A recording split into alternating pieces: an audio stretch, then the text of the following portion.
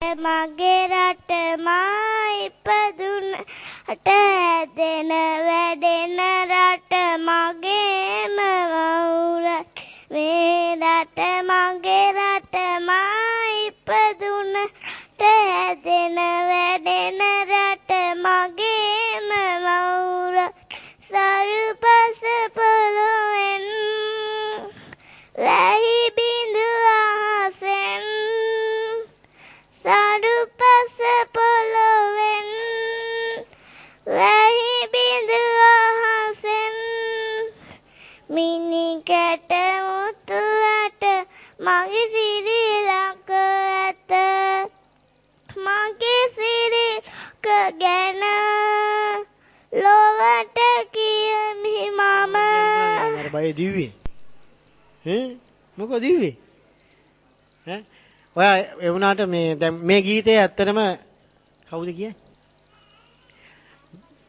අම්මලා කියලා දුන්නේ. මේකේ ගීතය ඇහුවද ඔයා? ඇහුවේ නෑ. මේ ගීතේ මුල් ගීතේ ගායනා කරන්නේ මාල්නී බුලත්සිංහල නැන්දා. ඒක ඔස්ටින් මුණසිංහ කියන සංගීතඥයා ඔස්ටින් මුණසිංහ කියන මාමා තමයි සංගීත නිර්මාණය කරලා තියෙන්නේ. ඉතින් මේක ගුවන් ඉදිරියේ පටිගත කරපු ගීතයක්. මේ ගීතේ පුතේ අහන්න හොඳට අන්තරා කොටසේ ඔයා මුල් කොටස හොඳට ගායනා කරා අන්තරා කොටසේ ටිකක් අහලා මදි වගේ තිබුණා කොහොම වුණත් මට හිතෙනවා හොඳයි කියලා මේ ගීතයේ මොන හරි CD පටයක හෝ කැසට් පටයක තියෙනවා නම් මේක අහලා වඩා නිවැරදිව අහන්න පුළුවන්. ඉතින් මම ඔයාලට සුබපතනවා.